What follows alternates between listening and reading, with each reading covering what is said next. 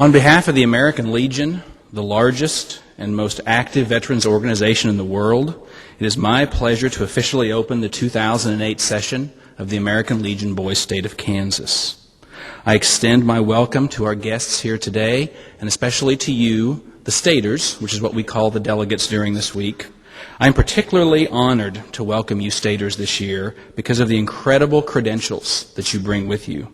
Your resume is outstanding academically, in extracurricular activities, and community involvement. You're one of the most outstanding classes of staters we've ever had at this program, and it's going to be my honor to work with you this week.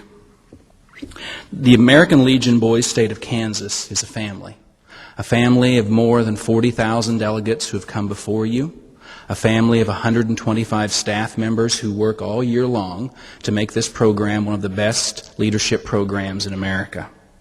I am proud to also welcome you now to this family as staters, as delegates, and hopefully many of you will serve on our staff in coming years.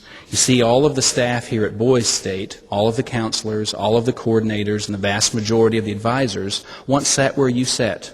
Some in the 1940s, the 1950s, the 1960s. Can you imagine that long ago? The 1970s, the 1980s, the 1990s. This is the 71st year of the American Legion Boys State of Kansas. And there's a very proud history behind you. And I know because of the incredible resume that you bring to this program, you will do nothing but forward our mission and forward the mission of democracy, free-thinking people all throughout the world.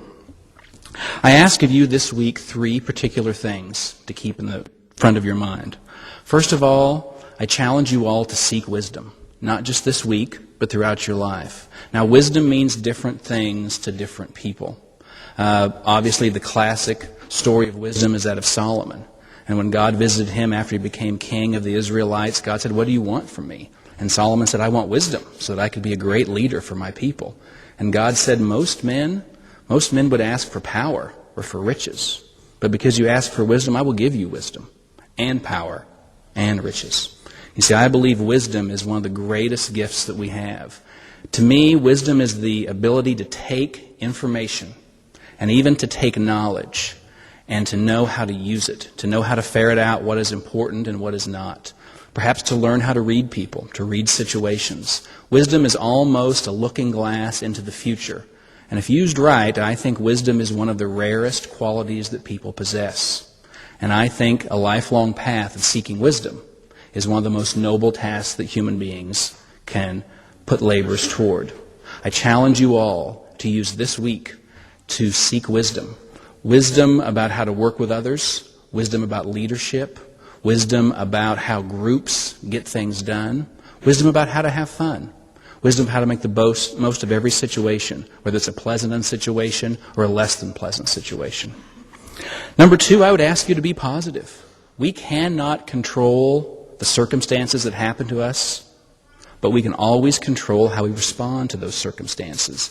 And I can guarantee you that a person with a more positive attitude gets more things done than someone with a less than positive attitude.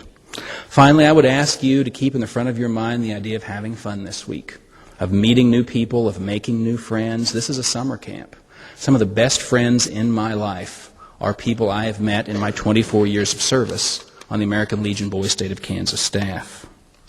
As members of our family, that means that you are included. It means that you're welcome. It means that you belong here.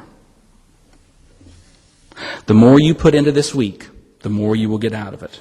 So I challenge you all to simply do it, to learn, to experience, to grow, and above all, to seek wisdom. Thank you.